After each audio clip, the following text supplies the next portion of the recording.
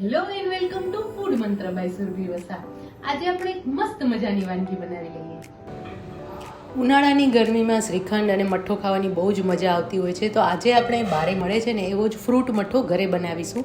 અને ફ્રૂટ મઠ્ઠો બનાવવા માટે મેં અત્યારે જે દહીં છે એને નિતારીને તૈયાર કરીને રાખ્યું છે. હંમેશા જ્યારે પણ તમારે દહીં તૈયાર કરવાનું હોય તો દહીં ઘરે જ તૈયાર કરવાનું છે અને એકદમ સરસ ચક્કા પડતું દહીં તૈયાર કરવાનું છે. જો આ રીતે મેં ઘરે દહીં તૈયાર કર્યું હતું, તમે જોઈ શકો છો કે એકદમ સરસ ઘટ્ટ એવું દહીં તૈયાર થયું છે. અને આ દહીંને મેં એક આવી રીતે મલમલનું કાપડ લીધું હતું. એકદમ પતલું મલમલનું કાપડ હોય ને એ કાપડ લેવાનું છે અને નીચે છે એક ઘરણી લેવાની છે. એટલે આ રીતની મેં એક ઘરણી લીધેલી છે અને ઘરણીની ઉપર આવી રીતે મલમલનું કાપડ લેવાનું છે અને મલમલના કાપડની ઉપર જે આપણે જમાવેલું દહીં છે એને મૂકી દેવાનું છે. અને લગભગ 4 થી 5 કલાકમાં જો સરસ રીતે દહીં જામેલું હશે ને તો 4 થી 5 કલાકમાં સરસ ઘટ્ટ એવો મઠ્ઠો તૈયાર થઈ જશે. અને અત્યારે તમે જોઈ શકો છો કે મેં જે દહીં તૈયાર કર્યું હતું એના પ્રમાણે આ મઠ્ઠો છે એકદમ સરસ તૈયાર થયો છે. તો આ રીતે સૌથી પહેલાં તો મસ્કો તૈયાર કરી લેવાનું છે. એકદમ ઘટ્ટ એવો મસ્કો તૈયાર થઈ ગયો છે. તમે જોઈ શકો છો કે એકદમ સરસ ઘટ્ટ છે અને સરસ રીતે છૂટું પડી જાય છે એટલું સરસ ઘટ્ટ તૈયાર થયું છે.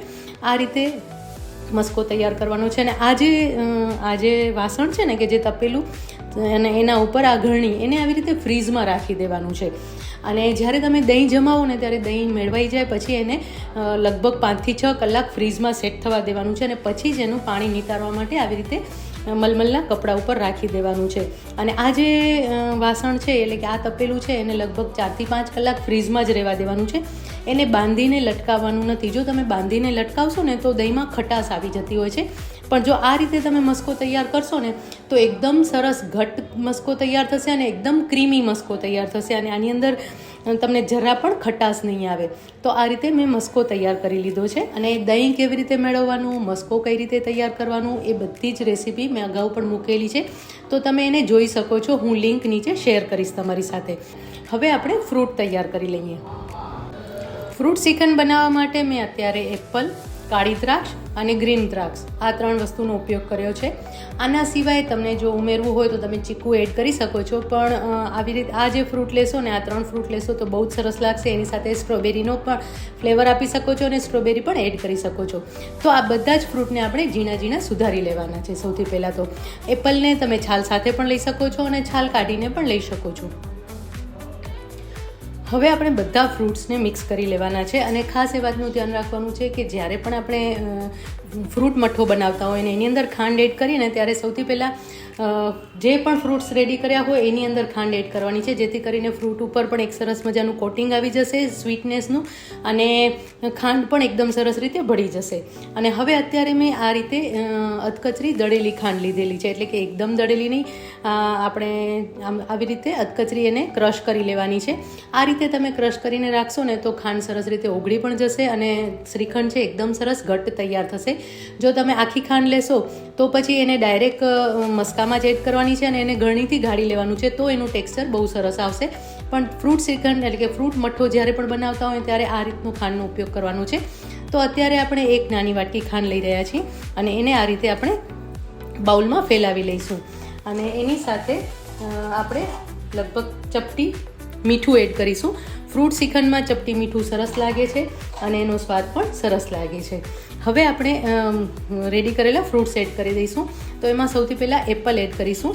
અને એપલને મેં આવી રીતે ઝીણું સુધારી લીધું છે અને એપલના ટુકડા કરી લીધા છે. અને એપલને હંમેશા આવી રીતે ખાંડમાં એડ કરી દેવાનું છે જેથી કરીને એ કાળું ન પડી જાય અને તરત જ એને મિક્સ કરી લેવાનું છે.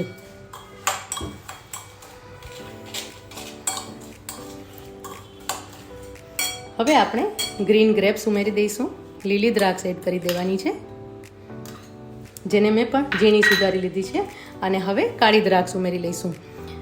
બંને દ્રાક્ષ આપણે 15 થી 20 નંગ લીધેલી છે અને એને આવી રીતે ઝીણા ટુકડા કરી લીધા છે. એપલના પણ ઝીણા ટુકડા કરી લીધા છે.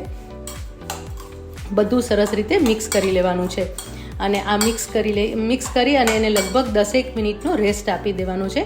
રેસ્ટ આપવાથી શું થશે કે ખાંડ સરસ રીતે ઓગળી જશે અને પ્રોપરલી ફ્રૂટ સાથે મિક્સ થઈ જશે. અને તમે અત્યારે પણ જોઈ શકો છો કે જે ફ્રૂટનું મિશ્રણ તૈયાર થયું છે એકદમ ટેસ્ટી તૈયાર થયું છે. તો હવે આ ફ્રૂટને આપણે રેસ્ટ આપી દઈએ. હવે આ જે તૈયાર થયેલો મસ્કો છે એને આપણે લઈ લેવાનું છે અને તમે જોઈ શકો છો કે આ રીતે એટલું પાણી નીતરી ગયું છે. આ પાણીનો ઉપયોગ તમે કઢી બનાવવામાં પણ કરી શકો છો અથવા તો કોઈ પણ કણક બાંધવી હોય તો પણ તેનો ઉપયોગ તમે કરી શકો છો. આ પાણીને ફેંકી નથી દેવાનું. હવે આ જે મસ્કો આપણે તૈયાર કર્યો તો એને આપણે એક બાઉલમાં લઈ લઈશું.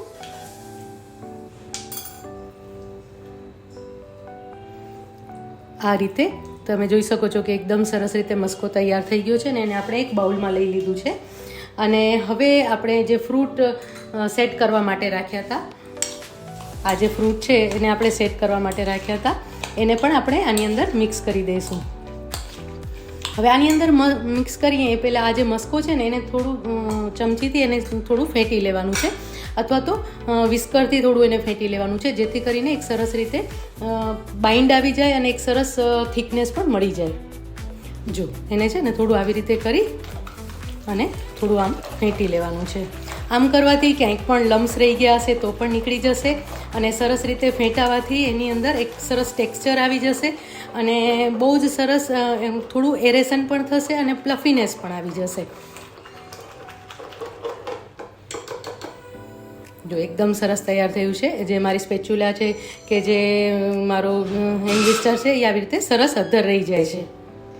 હવે આ જે મસ્કો છે એની અંદર આપણે ફ્રૂટ એડ કરી દઈશું.